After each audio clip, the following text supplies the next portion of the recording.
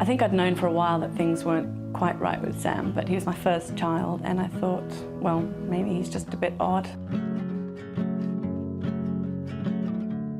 When you first receive your autism diagnosis for your child, or in my case children, the world can be a very lonely place. My son, Jack, he's got cerebral palsy. He has epilepsy as well. He's fairly limited in what he can do. He's 2.5 years old now and he still can't sit up.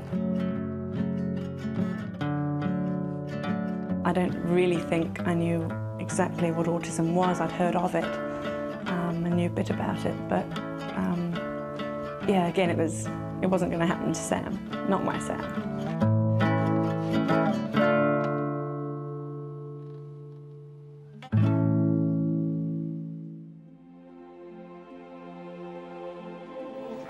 Come and have some lunch. We found out that Frances had Down syndrome just after she was born.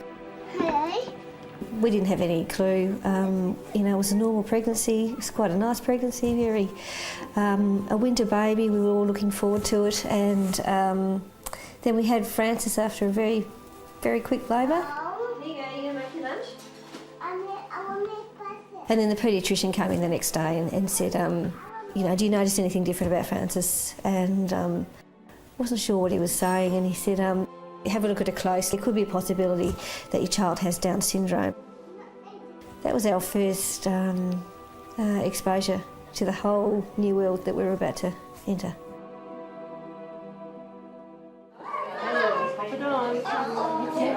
The Early Childhood Intervention Service is a statewide government resource which offers support to young children with disabilities and their families.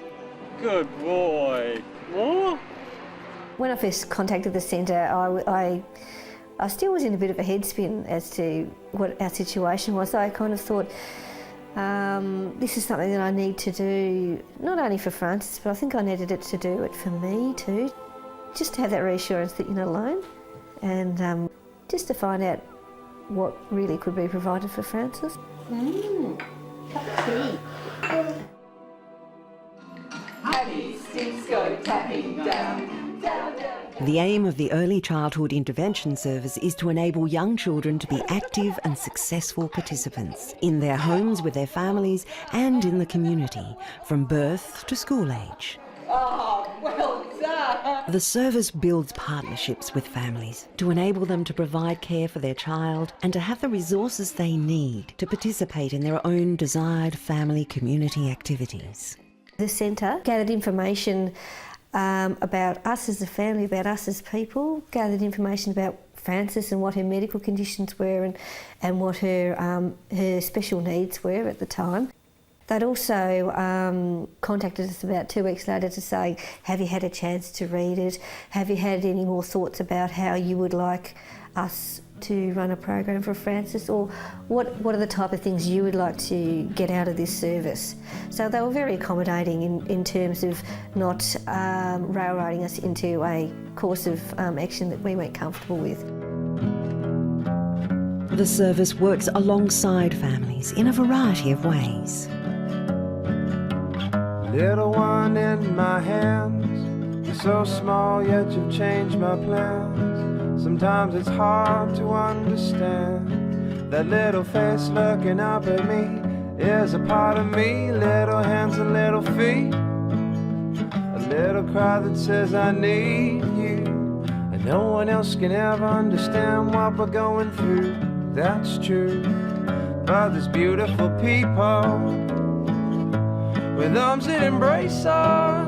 ECIS has very much a holistic approach in helping parents with their children's disabilities and their needs. When the answers were missing, and when the sky's falling down, there was someone to turn it around. The beautiful people. They won't pretend that they can perform miracles or walk the walk for you. It's a journey in a sense that you have to walk, but they will walk beside you. With the little one here, my emotions are heavy. There's a mountain to climb and I'm just not ready.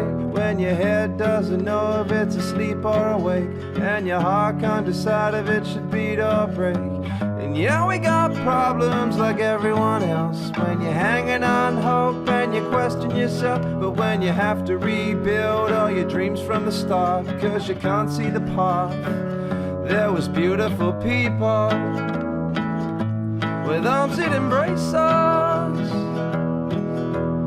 someone that walks with us when the cold world races, someone that listens when the answers were missing. The early intervention service is really good for finding out where Sam is at a particular point in time. They take him to the limit of his abilities and just a little beyond each time, so you can see where he's at. The beautiful people, the beautiful people, oh, oh.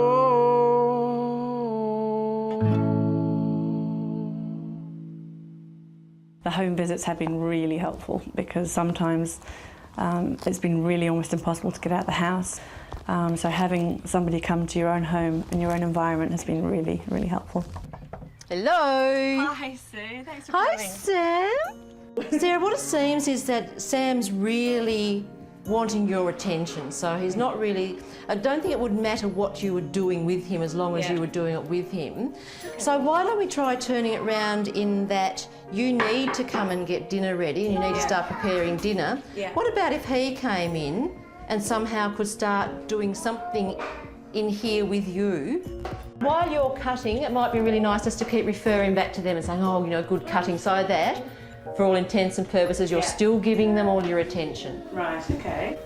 Seems to be working really well. I'm amazed they're not actually, you know, at each other's throats. Well done. Yeah. So it doesn't just stop at the centre, it actually extends far into your life and what's going on in your life, which I think you very much appreciate, because you don't want to be feeling like, well, you know, this is where the service and the care stops here, because it doesn't. It's ongoing. The service provides families with the opportunity to meet and share their experiences with other parents and teachers.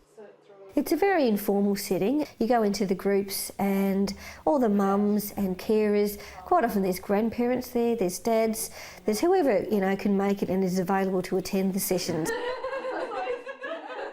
Quite often they have social evenings, I think beer and pizza nights together and so forth like that, and that's just a chance to sort of see teachers too in an informal setting. Fathers also have the opportunity to share their experiences with other fathers. Probably go to the Seychelles for work for a few months and take the whole family, and it's just going to be a nightmare carrying all the equipment. I mean, The service recognises that a child's family is the most important influence in preparing them for the path ahead. Sam's doing really well now. He's talking a lot more. He's interacting with people. He's now coming up and giving me a hug and asking for a cuddle, which he never ever did before. I really don't think Harry would be where he is at today, excited about going to kinder next year, having the ability to just run off when he comes into the classroom and not worry about mum going. His learning since he started early intervention has been exponential.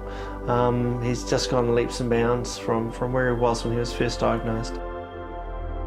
Attending the early intervention centre has just changed our life. It gives us such hope for our children.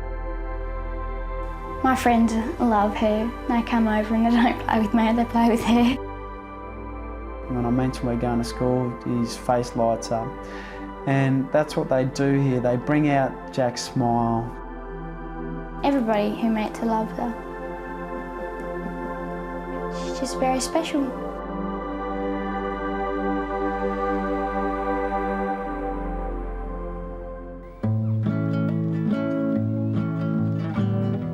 We always wanted Frances to go to a normal school. There was never any thought that she'd go to a special school.